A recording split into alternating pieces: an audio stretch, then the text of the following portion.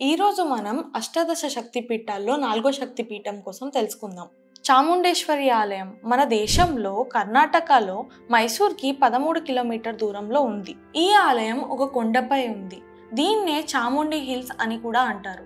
ఈవిడ పార్వతీదేవి యొక్క ఉగ్ర అవతారం అని చెప్తారు. చాముండేశ్వరి ఆలయాలు భారతదేశంలోనే కాకుండా విదేశాల్లో కూడా ప్రసిద్ధి చెందాయి. ఈ అమ్మవారు చండాముండ అనే రాక్షసులను మరియు మహిషాసుర గేదె తల రాక్షసుని చంపినందుకు గాను చాముండేశ్వరి అని పిలుస్తారు. ఈమె శక్తి యొక్క ఉగ్రరూపం. ఈమెను కాళికాదేవికి దగ్గరగా కూడా పోలుస్తారు. కొంతమంది జంతు బలులు ఇచ్చి మద్యంతో, రావి, మర్రి చెట్టు మూలాలతో కూడా పూజిస్తారు. మన ప్రాచీన కాలం నుండే ఈ దేవత పూజలు అందుకుంటుంది. చాముండేశ్వరి దేవి వింధ్య పర్వతాల్లో నివసించే ముండా ప్రజల యొక్క ఆరాధ్య దేవత. మైసూర్ మహారాజులు ఈ దేవతను ప్రధాన దేవతగా పూజిస్తూ వచ్చారు. ఈ పుణ్యక్షేత్రాన్ని 12వ శతాబ్దంలో హోయాసులు నిర్మించారు అని చెప్తారు. ఈ దేవాలయం గోపురం 17వ శతాబ్దంలో విజయనగర పాలకులు నిర్మించారు అని చెప్తారు.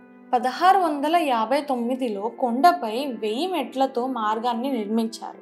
మైసూర్ సామ్రాజ్యాన్ని పరిపాలించిన ముస్లిం మహారాజు హైదర్ అలీ చాముండేశ్వరి దేవికి చాలా ఆభరణాలు, వస్త్రాలు సమర్పించాడు.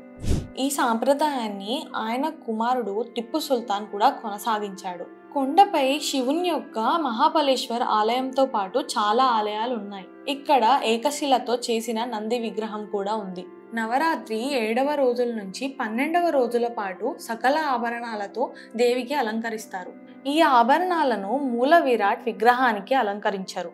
మూల విరాట్ విగ్రహానికి డాలు కవచం నిత్యం ఉంటూనే ఉంటాయి. ఈ ఆభరణాలను ఉత్సవ విగ్రహానికి అలంకరిస్తారు. దీనిని సంవత్సరానికి ఒక్కసారి మాత్రమే చూడడానికి అవకాశం ఉంటుంది. దేవి ధరించిన 27 పతకాల గురించి ఒక శ్లోకమే రాశారు.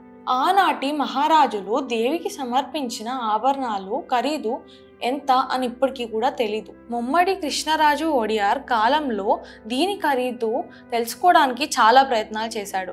బెంగళూరులో ప్రసిద్ధ వజ్ర వ్యాపారి అప్పుడు చెప్పిన ప్రకారం మైసూర్ నగరాన్ని 2 సార్లు వేలం వేస్తే వచ్చిన డబ్బు కూడా ఈ ఆభరణాలకు సరిపోదు అని చెప్పారు. అమ్మవారి ఆయుధాలు ఖడ్గం మరియు త్రిశూలం అని చెప్పబడతాయి. ఈమె యొక్క వాహనం గుడ్లగూబ లేదా శవం అని చెప్తారు.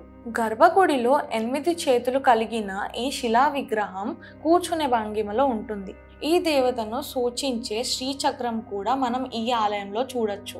ఇది అష్టాదశ శక్తి పీఠాల్లో 4వ శక్తి పీఠం చాముండేశ్వరి ఆలయం విశేషం. నెక్స్ట్ ఎపిసోడ్లో మరో శక్తి పీఠం గురించి తెలుసుకుందాం.